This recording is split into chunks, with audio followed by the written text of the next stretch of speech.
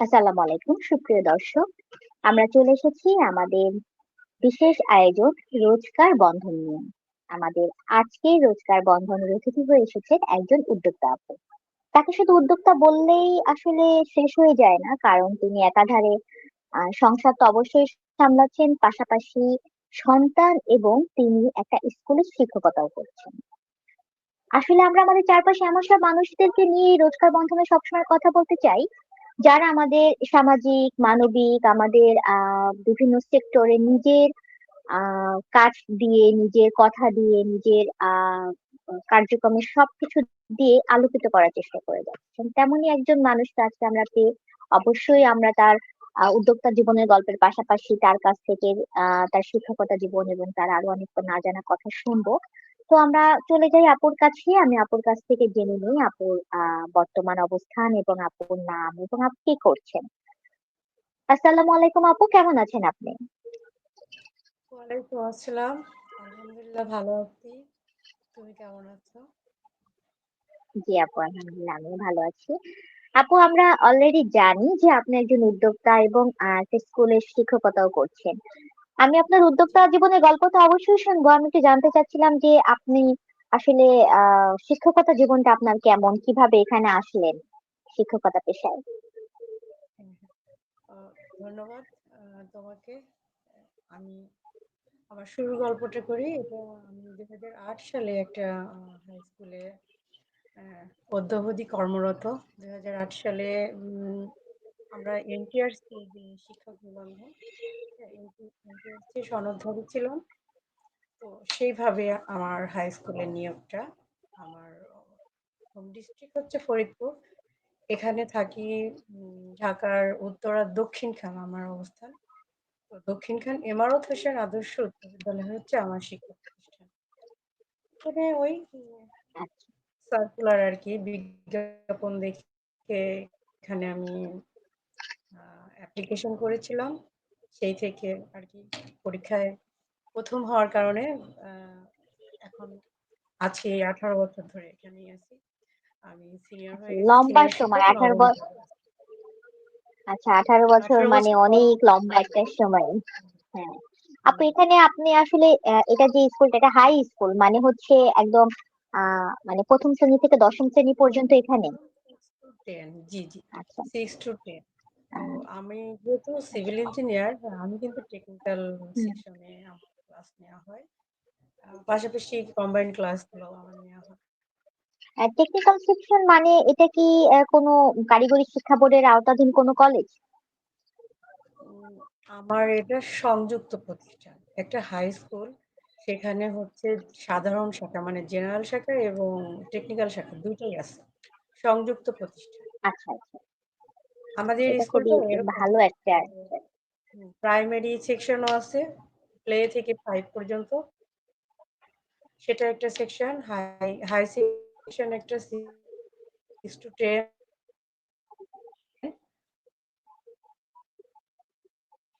আবার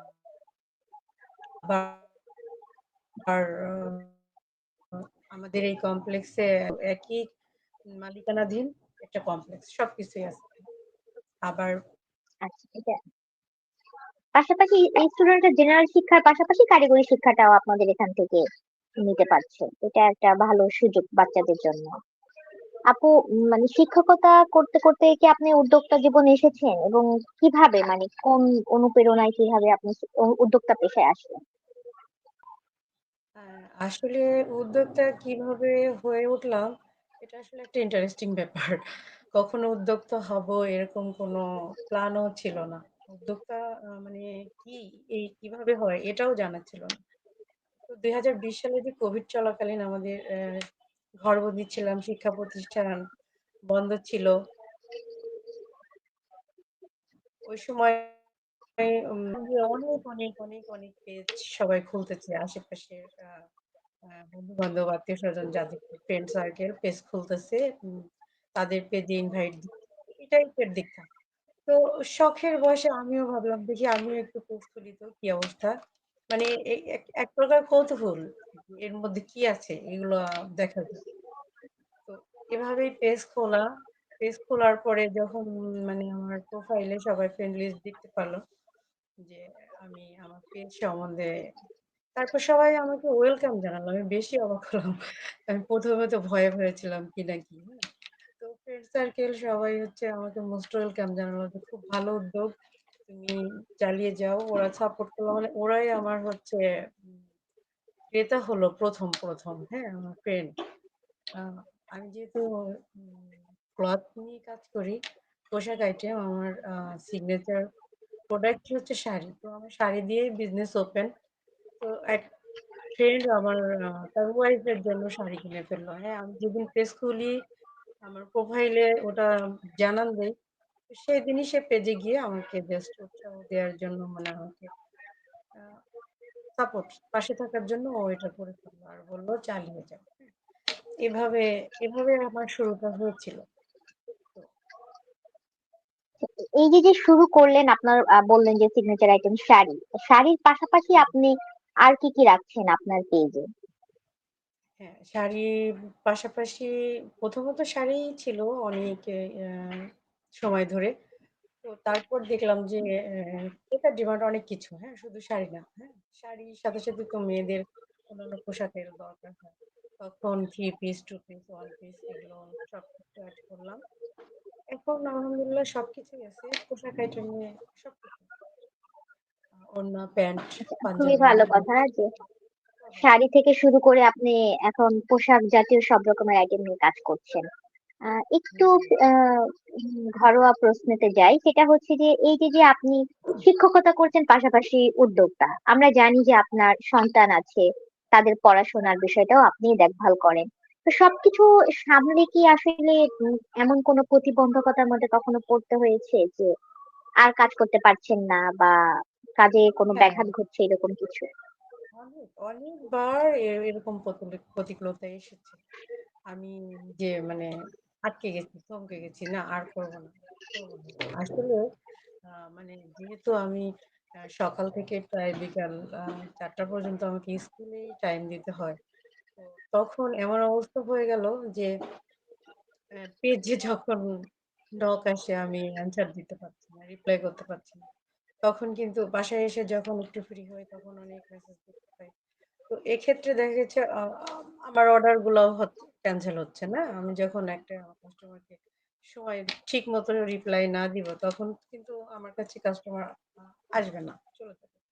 তো এ এইভাবে আমি অনেক সময় বিরক্ত হতাম। ধ্যাৎ এটা করব না, করব না। হ্যাঁ? তারপরে বাচ্চাদের যখন এক্সাম আসে তখন সময় কম দেয়া হতো পেজগুলায়। তো এভাবে অনেক মানে এই যে প্রতিকূলতা যে আসে। প্রতিকূলতা যেটা যে নিজের সামলে উঠতে পারতেছেন না দেখে আর করবেন না, ব্যাপারটা কি শুধু এইরকম? এই যে অনেক না, না। উদ্যোক্তাদের সাথে আমরা কথা বলেছি, কারো দেখা গেছে যে বাবা মা বা কারো হাজবেন্ড বা কারো প্রতিবেশী, এই ফ্রেন্ড সার্কেল নানা রকম ভাবে বাধার সৃষ্টি করেছে। আপনার ক্ষেত্রে কি সেরকম কিছু ছিল, নাকি আপনার ব্যস্ততাটাই আপনার প্রধান প্রতিকূলতা? আমার ব্যস্ততাটাই আসলে আমার অনলাইনে কাজ করার প্রধান অন্তরায়। তবে শুরুর দিকে তো আমার নিজের পরিবারের কথা বলছি। উনারা এটা পছন্দ করতেন না। হ্যাঁ? উনারা আমার অনলাইনে কাজ, পোশাক আ বিক্রি এটা ভালো চোখে দেখতেন না। তো তারপরেও আমি তাদেরকে বোঝাইতাম। তো যখন তারা আমাকে ইগনোর করতে পাত্তা দিত না, আমি নিজেও পাত্তা দিতাম না তাদেরকে। যে না এটা আমি খুব তো ভালো খারাপ একটা কিছু করছি বিষয়। না। আমি তো খারাপ কিছু করছি না, তাই না? আমি সময়টা কাজে লাগাচ্ছি। এই যে এই সময়টা দেখা গেছে আমি হয়তো কারো সাথে গল্প করতাম বা আড্ডা দিতাম বা বিভিন্ন ছোটজনের সাথে বিভিন্ন বাকবিতণ্ডায় জড়িয়ে যেতাম, হ্যাঁ? এরকমও তো হতো। বাট এই টাইমটা যখন আমি আমার বিজনেস এ কাজে লাগাইছি তখন দেখা গেছে অন্য দিক থেকে আমি সেভ আছি, হ্যাঁ? অনেক গসিপ বা মনে করো যে আ বিভিন্ন জনের সাথে বিভিন্ন ঝামেলায় জড়িয়ে যাওয়া। এইসব কাজ থেকে আমি নিজেকে সেভ রাখছি। এই বিষয়টা খুবই ভালো আপু। আপু, একটু জানতে চাচ্ছিলাম যে অনেকেই তো আজকাল পেজের জন্য মডারেটর রাখে, তো আপনি যেহেতু অনেক ব্যস্ত থাকেন, সেক্ষেত্রে কি আপনার পেজ পরিচালনার জন্য এক্সট্রা কোনো মডারেটর হেল্প নিতে পারেন বা নিয়েছেন? হ্যাঁ, হ্যাঁ, সিউর অবশ্যই আমি মানে মডারেটরের প্রয়োজন মনে করি। কিন্তু এখন পর্যন্ত কিন্তু আমি নেই নাই। আমি এটা ভাবি, নিবো, নিয়োগ দিব। ও, তারপরেও দেয়া হয়ে মানে ওঠেনি সেই আমি। জায়গা থেকে তো আসলে আপনি অনেক স্ট্রং একজন ওমেন, যে এত কিছু সামলে পেজ, মানে বিজনেস হ্যান্ডেল করা ইজ সো টাফ, বিশেষ করে অনলাইন, কারণ এত কাস্টমার, এত রকমের কোশ্চেন, সামনাসামনি বোঝানো একটা বিষয় আর অনলাইনে বোঝানোটা আলাদা বিষয়। অনলাইনে নানান ধরনের নানান রকমের কথাবার্তা শুনতে হয়। তো সেই জায়গা থেকে আসলেই আপনি খুব স্ট্রং একজন পার্সোনালিটি, তা না হলে এত কিছু এক হাতে সামলানো যায় না। হ্যাঁ, আমি মডারেটর নেওয়ার কথা অনেকবার ভেবেছি এবং এবছর আমার ওটাই চিন্তা যে আমি ভালো একজন যিনি সময় দিতে পারবেন একজন মডারেটর রাখা দরকার আমি মনে করি। ইনশাল্লাহ করে ফেলবো যদি মানে তোমার ভালো কোনো আমি জানা থাকে আমাকে দিবে, আহ, তুমি আমাকে সাজেস্ট করবে। আচ্ছা, ইনশাল্লাহ আমাদের এই মানে ভিডিওটা যখন মানুষ দেখবে, অনেকেই হয়তো আপনার সাথে যোগাযোগও করতে পারে মডারেটর হতে চেয়ে। আমি একটু জানতে চাচ্ছিলাম আপু, আপনাদের সিগনেচার প্রোডাক্ট শাড়ি, তো এই শাড়িগুলো আপনি আসলে কোন টাইপের শাড়িটাকে বেশি প্রায়োরিটি দেন? এটা কিভাবে কালেকশন বা কিভাবে আপনি এটাকে মেনটেন করেন? হ্যাঁ, এটা একটা গুরুত্বপূর্ণ প্রশ্ন। আচ্ছা, আমার প্রোডাক্ট কিন্তু দেশীয় শাড়ি, এটা বেশি আমার যায়। পাশাপাশি ইন্ডিয়ান কিছু শাড়িও আমি রাখি। যখন ফেস্টিভ্যাল আসে তখন তো একটু গর্জিয়াস পার্টি শাড়ি অনেকে খোঁজে। আমার আহ, দেশীয় শাড়ির মধ্যে টাঙ্গাইল তাঁতের শাড়ি, এটা সিল্ক বাটিক শাড়ি যেটা কুমলার, আরেকটা হচ্ছে মণিপুরি। হ্যাঁ, সিলেটের ঐতিহ্যবাহী যে মণিপুরি শাড়িটা, এটা আমার খুব যায়। আমি দেশে বিদেশে গিয়েছে অলরেডি ৩-৪টা দেশে গিয়েছে। ইউএসএ, তারপর হচ্ছে আপনার আহ, কানাডাতে গিয়েছে, তারপর লন্ডন গিয়েছে। এগুলো আমাদের দেশীয় মানে প্রবাসী ভাই বোন ওনারা নিয়েছে। এটা কালেক্ট করে একদম সিলেটের যে মণিপুরী সম্প্রদায়, হ্যাঁ, শ্রীমঙ্গলের আমাদের এই মণিপুরী তাঁত কারখানা, ওখানকার থেকেই আমার হচ্ছে ওনারা সাপ্লায়ার। ওনাদের সঙ্গে আমি কমিউনিকেট করে ওখান থেকেই সরাসরি আমি আহ, বাসায় এনে স্টক করি, তারপর কাস্টমারকে প্রোভাইড। আচ্ছা, এটা খুবই ভালো যে আপনি একেবারেই মানে কারখানা বলি বা একেবারেই তৃণমূল পর্যায় থেকে আপনার প্রোডাক্ট মানে কালেক্ট করছেন। আপু, আরেকটা বিষয় যেটা, সেটা হচ্ছে যে আপনি যেহেতু অনলাইন কেন্দ্রিক বিজনেস, ফেসবুকে বিভিন্ন ধরনের সেল গ্রুপ রয়েছে, আপনি কি সেই ধরনের সেল গ্রুপের হেল্প নেন আপনার প্রোডাক্ট সেল করার জন্য? আপনি, আর একটা বিষয় সেটা কি হচ্ছে যে আপনি কি আসলে মনে করেন যে বিভিন্ন যে সেল গ্রুপ রয়েছে এগুলো আসলে আমাদের বিজনেসের জন্য বা আমাদের নিজেদের প্রচার প্রচারণার জন্য সাপোর্টিভ?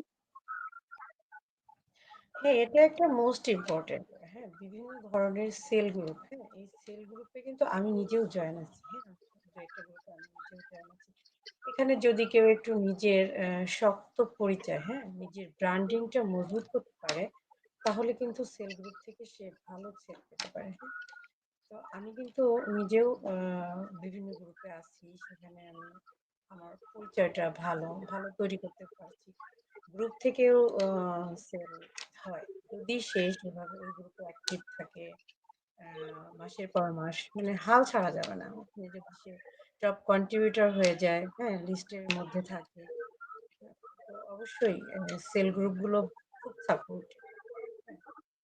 আমার আচ্ছা, নিজেরও মানে একটা গ্রুপ আছে, ৩৬,০০০ মেম্বার আচ্ছা, প্রায়। তো এখানেও কিন্তু অনেক সেলার নিয়ে একটা গ্রুপ। সেল গ্রুপ কিন্তু খুবই দরকার। হ্যাঁ, এটা শুধু অফলাইন বা শোরুম দিয়ে নিজেকে যতটা না প্রসার করা যায়, আমি মনে করি যে অনলাইন গ্রুপ সেল গ্রুপ গুলো অনেক কার্যকর। জি আপু, আসলে প্রচার করতে পারলে যে কোনো জায়গাতেই নিজেকে প্রতিষ্ঠিত করা যায়, আমার কাছেও আপনার কথা শুনে সেটাই মনে হলো। আপু, একটু আপনার কাছে জানতে চাচ্ছিলাম যে আপনি তো একাধারে সংসার সামলাচ্ছেন, বিজনেস সামলাচ্ছেন এবং পাশাপাশি জব করছেন। এই যে শিক্ষকতার মতো একটা মহান পেশায় আপনি রয়েছেন, অবশ্যই এই পেশাটাকে আমরা সকলেই সম্মান করি। আমার খুব জানতে ইচ্ছে করে যে এই দুইটা পেশার সমন্বয়ে আপনার কাছে আসলে কি মনে হয়? উদ্যোক্তা একটা সম্মানজনক পেশা, শিক্ষকতা একটা সম্মানজনক পেশা। এই দুটো পেশা সমন্বয় করে আসলে আমাদের সামাজিক ভাবে আপনি আমাদের অনেক মানুষ রয়েছে যে মানুষগুলো বিভিন্ন ভাবে অবহেলিত। কেউ হয়তো আহ শিক্ষার দিকে অবহেলিত, কেউ হয়তো খাবারের দিকে, কেউ হয়তো পোশাকের দিকে। এই ধরনের মানুষদের সাথে আসলে আমাদের কমিউনিকেট কিরকম হওয়া উচিত? আপনার জায়গা থেকে আপনি কিরকম চিন্তা করেন? আমি যেটা বলি আসলে কোনো কাজই হচ্ছে ছোট না। হ্যাঁ? প্রতিটা কাজই সম্মানজনক কাজ, সম্মানজনক পেশা। হ্যাঁ? শিক্ষকতা একটা মহান পেশা, মানুষ গড়ার কারিগর যে যেটাই নিয়ে করি না কেন, খুবই ছোট বলে আমি মনে করি না। যেখানে আমি পরিশ্রম করব, সময় দিব, সময় আমাকে আমার সেই ফিডব্যাকটা দিবে। আর আমি শিক্ষক বলে যে আমি অন্য কিছু অন্য দিকে যাব না তা তো না। স্কিল একটা ব্যাপার, প্রতিভা। হ্যাঁ, অনেক মানুষের মধ্যে অনেক প্রতিভা আছে। সেগুলোকে মেলে ধরতে হবে। সেগুলোকে মানে প্রকাশ করতে হবে।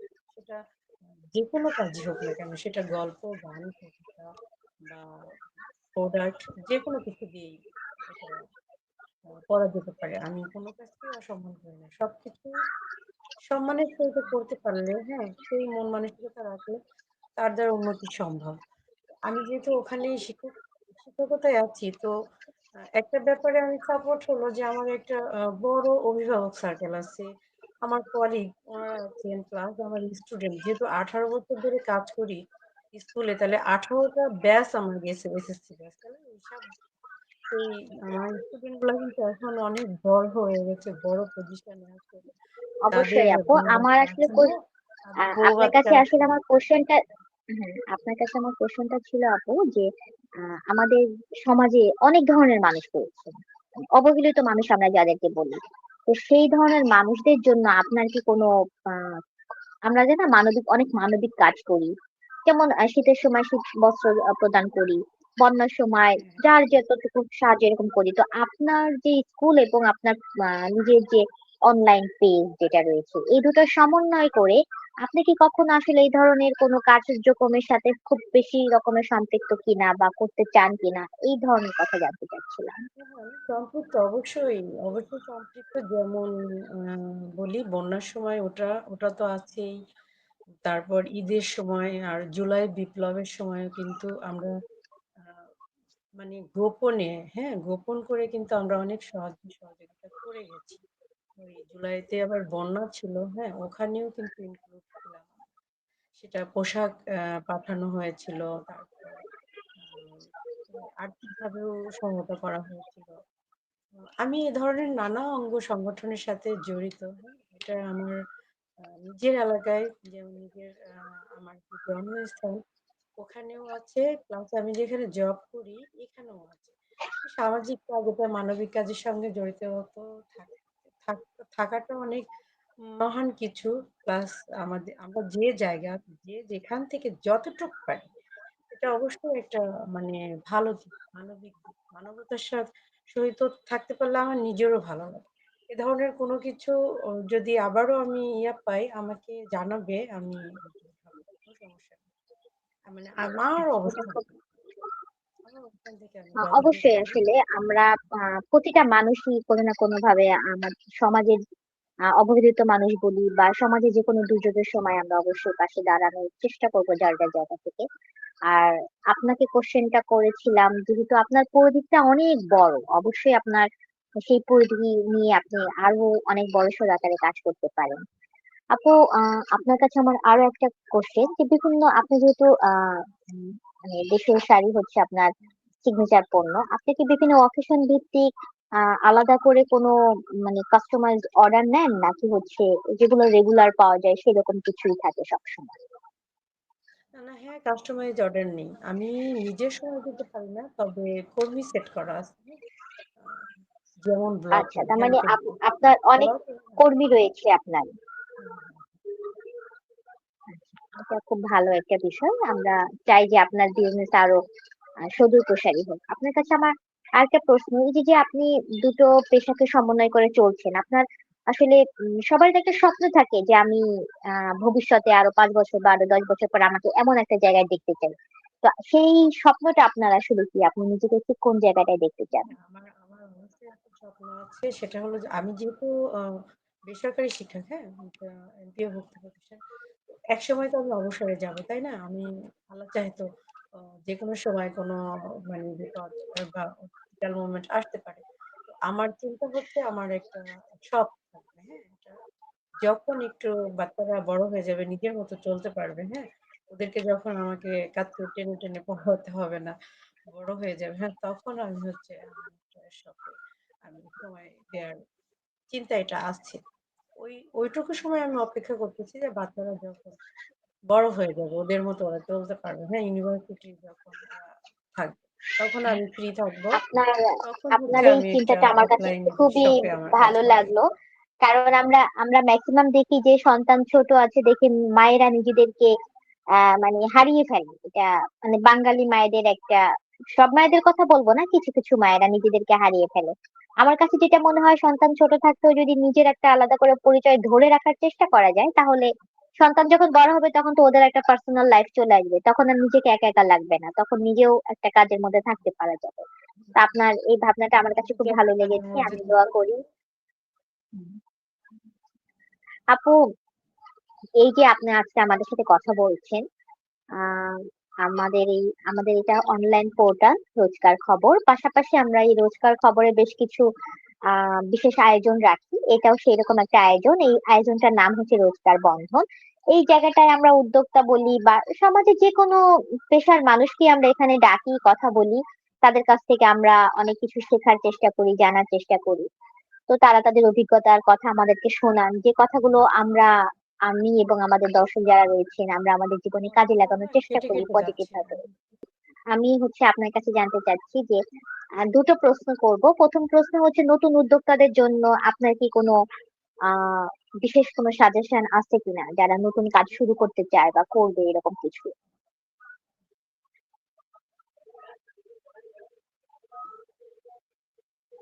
হ্যাঁ, হ্যাঁ, অবশ্যই এই নতুনদের উদ্দেশ্যে আমার বলার আছে যে শুরুতে অনেক কটু কথা, হ্যাঁ, অনেক বাধা, অনেক নেগেটিভিটি আসে কাজের শুরুতে।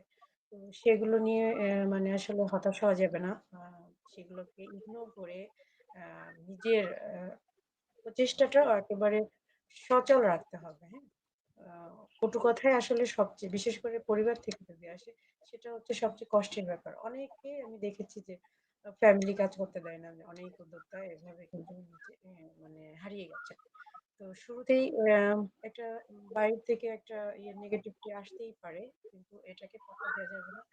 সবসময় নিজের একাগ্র চিত্ত একদম নিজেকে মানে শক্ত থাকতে হবে, মানে আমি ভেঙে পড়বো না, আমি এগিয়ে যাব।